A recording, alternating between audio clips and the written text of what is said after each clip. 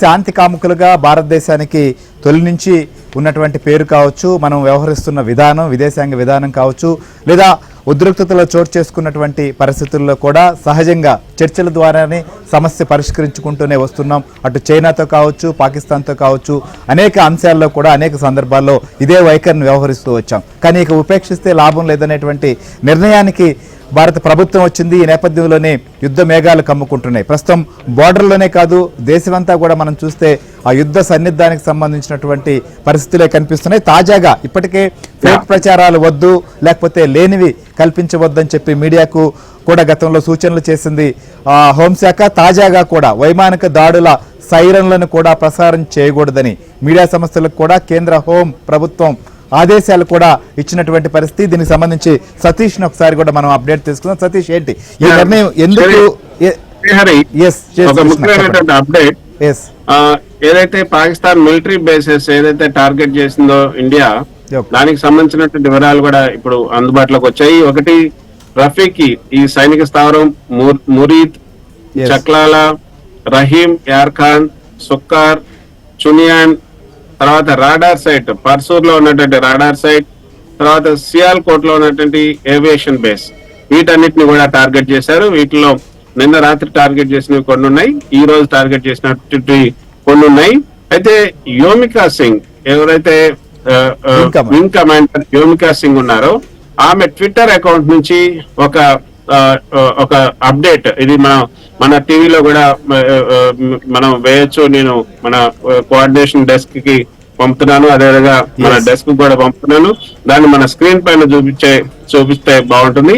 అయితే ఇది ఆ యొక్క యోమికా సింగ్ చెప్పినటువంటి మాట ఒక ట్విట్టర్ లో. ఆమె అంటే వెరిఫైడ్ అకౌంట్ లాగానే ఉంది, బ్లూటిక్ కూడా ఉంది కాబట్టి, war will happen very soon, పాకిస్తాన్స్ name and trace will be wiped off this earth అంటూ ఈ యొక్క వింగ్ కమాండర్ యోమికా సింగ్ పేరుతో ఈ యొక్క ఇది ట్విట్టర్ అకౌంట్ నుంచి ఇది వచ్చింది. అంటే స్ట్రాంగ్ గానే ఇప్పుడు 5:30 జరగబోయే సమావేశంలో ఇది ఒక మంచి సందేశాన్ని ఇచ్చే అవకాశం ఉన్నట్టుగా తెలుస్తుంది. యోమికా సింగ్ ఇచ్చినటువంటి ట్విట్టర్ ను మనం చూస్తే ఇది అర్థమవుతుంది. అంటే ఏంటి కృష్ణ, ముందుగా అంటే ఈ ప్రకటనకు ముందు వేమక సింగ్ ట్విట్టర్ లో కూడా ఒక పోస్ట్ చేసింది. మన ఢిల్లీ బ్యూరో చీఫ్ కృష్ణ కూడా చెప్తున్నారు. సో దానికి సంబంధించినటువంటి అప్డేట్ కూడా మనం స్క్రీన్ పైన చూద్దాం. అంటే ఎందుకు అంటే మనం చూసాం, ఏదైతే 3 రోజుల క్రితం కూడా 1:44 ప్రాంతంలో దాడి చేయబోయే కొన్ని నిమిషాల ముందే ఆర్మీ కూడా ఒక పోస్ట్ చేసింది. తర్వాత మనం ఆ స్థావరాల పైన కూడా దాడి చేసాం. సో ఆ రకమైనటువంటి ట్వీట్ గానే ఇది పరిగణించవచ్చా కృష్ణ?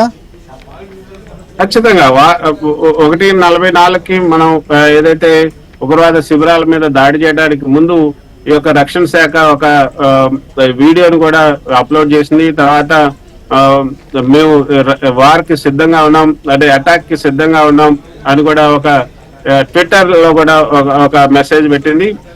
వార్ అయిపోయిన తర్వాత సత్యమేవ జయతే, జస్టిస్ డన్ అంటూ కూడా మరో ట్వీట్ కూడా చేసింది. సో ఆ విధంగా ఆ ట్వీట్లు మొదట చూసినప్పుడు ఇది అంటే అర్థం కాలేదు, కానీ ఆ తర్వాత అర్థమయ్యాయి. కానీ ఇప్పుడు యోమికా సింగ్ ఏదైతే ప్రతిరోజు కూడా మనకు ఈ యొక్క ఈ బ్రీఫింగ్ లో కనపడే వింగ్ కమాండర్ యోమికా సింగ్ ఈ విధంగా ట్వీట్ చేశారంటే దీని వెనుక ఒక పెద్ద అర్థమే ఉంటుందనే చెప్పొచ్చు. కాబట్టి ఇప్పుడే అందుతున్నటువంటి సమాచారం, శ్రీహరి, ఈ 5:30కి జరగాల్సినటువంటి మీడియా సమావేశం 6 గంటలకు వాయిదా పడింది.